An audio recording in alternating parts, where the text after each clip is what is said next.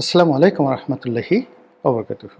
সম্মানিত দর্শক, আজকের যে দিনটিতে বা যে সময়টিতে এই ভিডিওটি করছি, একজন কন্টেন্ট ক্রিয়েটর হিসেবে বা ইউটিউবে আপনাদের জন্য যে ভিডিও তৈরি করি, সেই হিসেবে আজকের এই সময়টি একটি যুগ সন্ধিক্ষণ।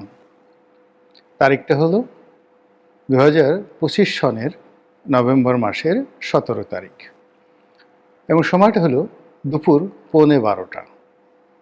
আমি যখন ভিডিও করছি ঠিক সেই সময়টিতে আন্তর্জাতিক অপরাধ ট্রাইব্যুনাল সেখানে বাংলাদেশের সাবেক প্রধানমন্ত্রী শেখ হাসিনার বিচারের রায় ঘোষণার তোড়জোড় চলছে।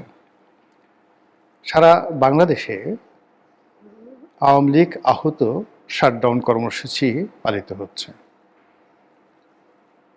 এবং এই বিচারের রায় ঘোষণাকে কেন্দ্র করে আওয়ামী লীগের যারা পক্ষের লোক তাদের মধ্যে এক ধরনের রসায়ন কাজ করছে, বিপক্ষের যারা লোকজন রয়েছেন তাদের মধ্যেও মিশ্র প্রতিক্রিয়া কাজ করছে।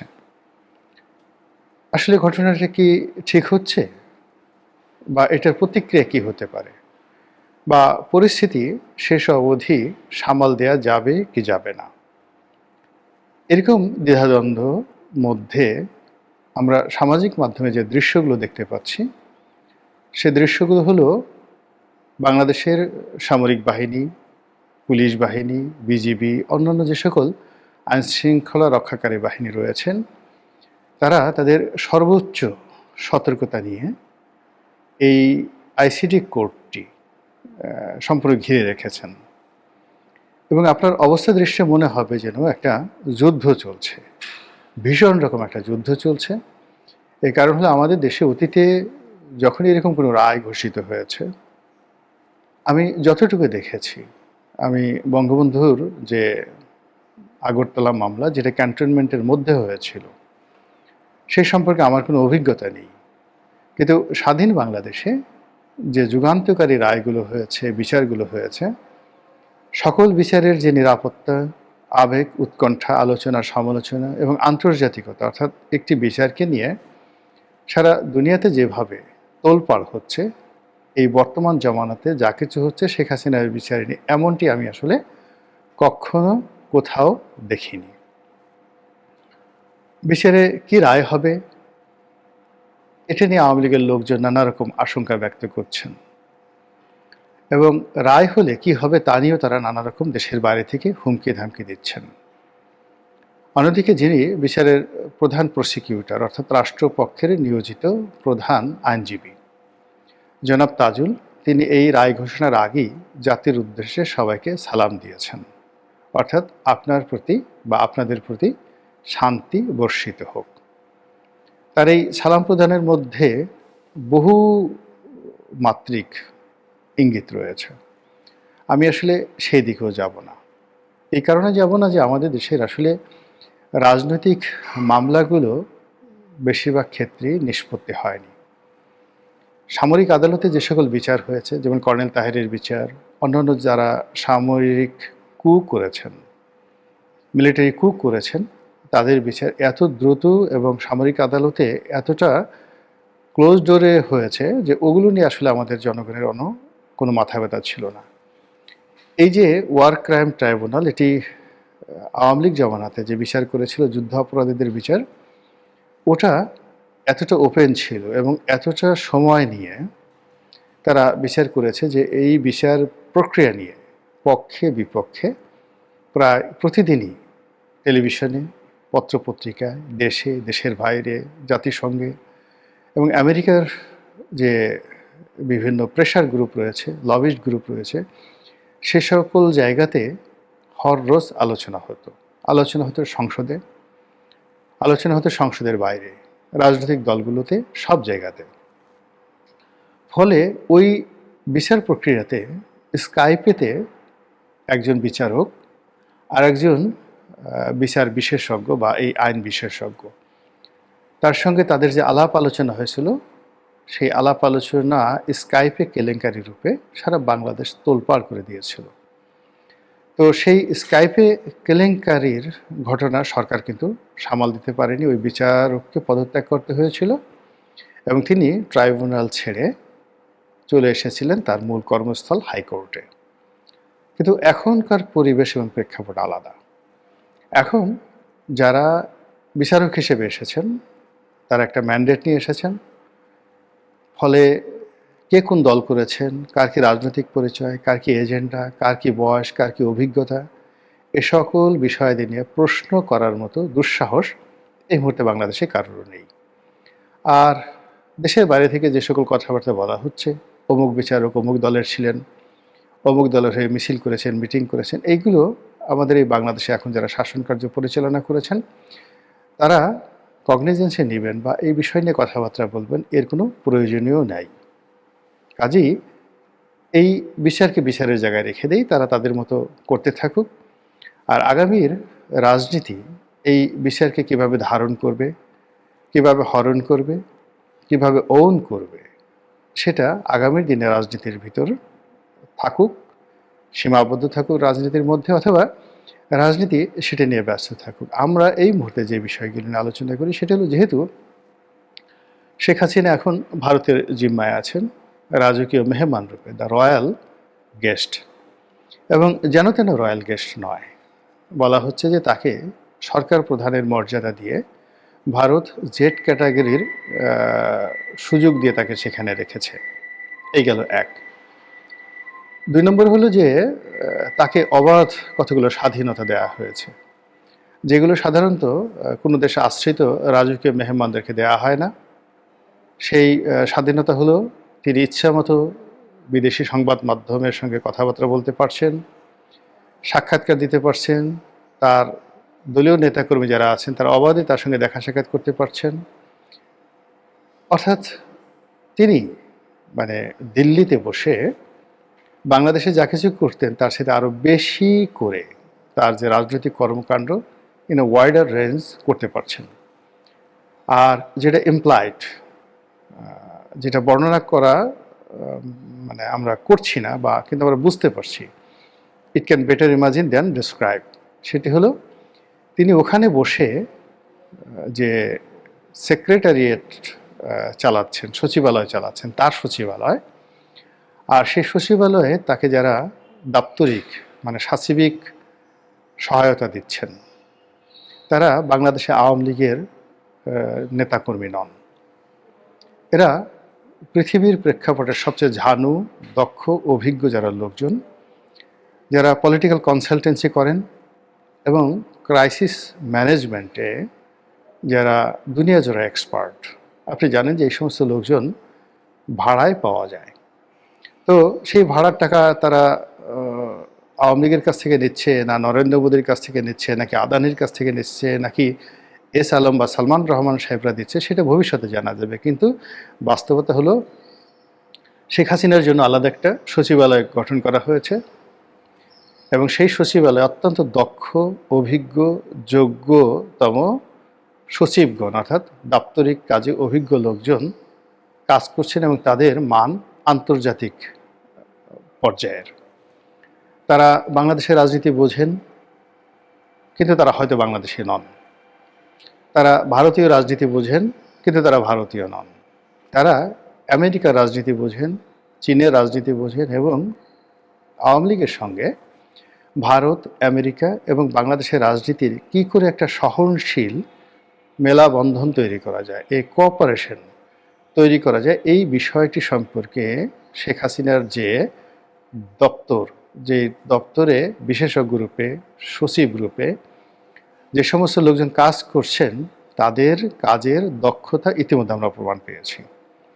যে অল্প সময়ের মধ্যে তিনি এই গত জাস্ট 15 দিনের মধ্যে যেভাবে আন্তর্জাতিক গণমাধ্যমে তিনি সাড়া ফেলে দিয়েছেন, এটি গত 2010-20 বছর এইভাবে কোনো শাসক, এমনকি আমেরিকার ডোনাল্ড ট্রাম্প কিংবা জো বাইডেন কিংবা বারাক ওবামা, তারা চেষ্টা করলেও ইতিপূর্বে এইভাবে বিশ্ব গণমাধ্যমের দৃষ্টি আকর্ষণ করতে পেরেছেন এটা কেউ দেখাতে পারবেন না। দ্বিতীয়ত হলো, বিশ্ব গণমাধ্যমগুলো টাকার বিনিময়ে অনেক কাজ করে, কিন্তু টাকা তো সবারই আছে, সবাই টাকা দিতে চায়। যখন যুদ্ধাপরাধীদের বিচার চলছিল তখন তো আমরা শুনেছিলাম যে জামায়াত তাদের পক্ষে গণমত সৃষ্টি করার জন্যে সারা দুনিয়াতে তারা মানে তাদের যত সঞ্চয় শেষ রক্তবিন্দু পর্যন্ত তারা বিনিয়োগ করতে আগ্রহী ছিলেন। এবং আমেরিকাতে যারা জামাতের ডোনার রয়েছেন তারা, এবং জামাতে যে সকল বড় বড় শীর্ষ নেতা রয়েছেন তাদের যারা আত্মীয় স্বজন আমেরিকাতে থাকেন, তারা সেখানে থেকে কী করেছেন, কী চেষ্টা করেছেন তা কম বেশি যারা বাংলাদেশের রাজনীতিতে সংশ্লিষ্ট এবং বিদেশের খোঁজ খবর রাখেন তারা টের পান। কিন্তু ঘোড়ার ডিম কিচ্ছু হয়নি, নাথিং হ্যাপেন্ড। কিংবা ধরুন গত 15 বছর ধরে বিএনপি কী না করেছে। তারা ইচ্ছা করলে কি একটা টেলিগ্রাফে সংবাদ ছাপাতে পারতো না? ইন্ডিপেন্ডেন্ট থেকে তারেক রহমান সাহেবের একটা এরকম ইমেইলে তারেক রহমান সাহেব একটা সাক্ষাৎকার দিতে পারতেন না? কিংবা তার যারা এক্সপার্ট, তারা এক্সপার্ট মিশন নিয়ে তিনি জাপান, আমেরিকা, সৌদি আরব, চীন, পাকিস্তান, তার যে সকল বন্ধু রাষ্ট্র রয়েছে, সংযুক্ত আরব আমিরাত, যাদের সঙ্গে বেগম খালেদা জিয়া এবং তার পিতার একটা ভালো সম্পর্ক ছিল, ঠিক সেই জায়গাতে তিনি নক করতে পারতেন। তো সেই জায়গাগুলো তিনি করেননি অথবা তিনি করতে পারেননি। ফলে কি হলো, বিএনপি কিন্তু সেই বিএনপি জায়গাতে রয়ে গেছে। কিন্তু হয়রাস গত 14 মাসে আপনি যদি আওয়ামী লীগের বিবর্তন দেখেন, সেই বিবর্তনে যখন তারা ক্ষমতাচ্যুত হয়ে চলে গেল তখন জনাব সজীব ওয়াজেদ জয় ছিলেন পৃথিবীর সবচেয়ে নিন্দিত একজন ব্যক্তি। অন্তত বাংলাদেশে যারা জনগণ তারা সেটাই মনে করতেন। এখন সেই মানুষটি 14 মাসের মাথায় কেন আমেরিকার শীর্ষস্থানীয় পত্রিকার দৃষ্টি আকর্ষণ করছেন? তার সাক্ষাৎকার কেন ছাপা হচ্ছে? তার বক্তব্য কেন গুরুত্ব সহকারে ছাপা হচ্ছে এবং তিনি যা বলছেন তা কেন বিশ্ব মিডিয়াতে আসছে?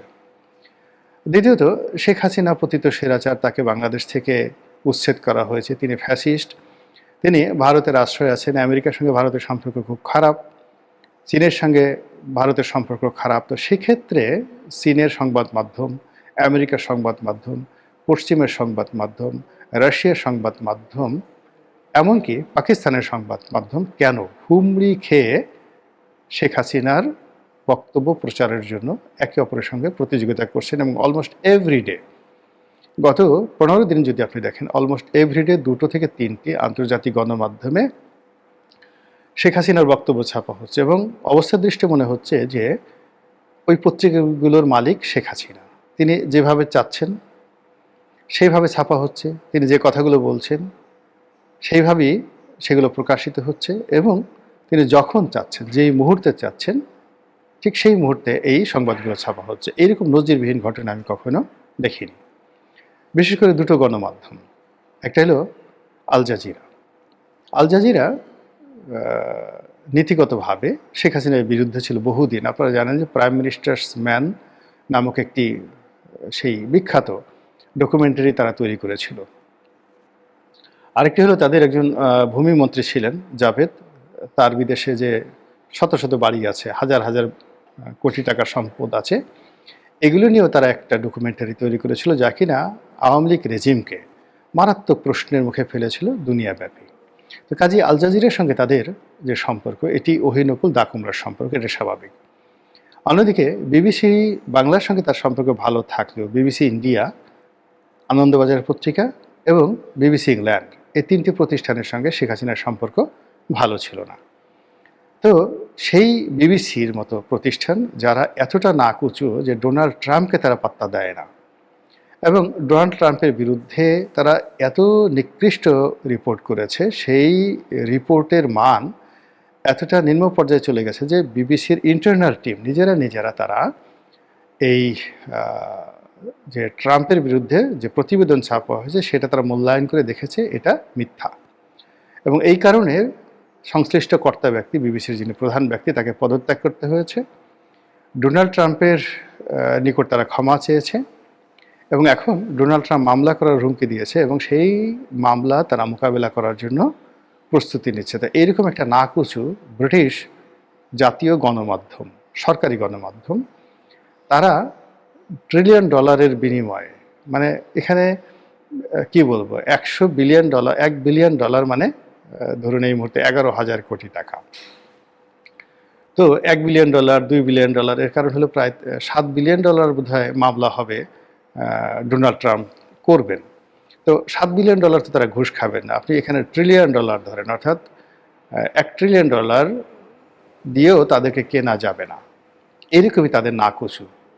এটা ব্রিটিশ জাতি, তাদের অহমিকার একটা পার্ট হলো এই বিবিসি ওয়ার্ল্ড সার্ভিস।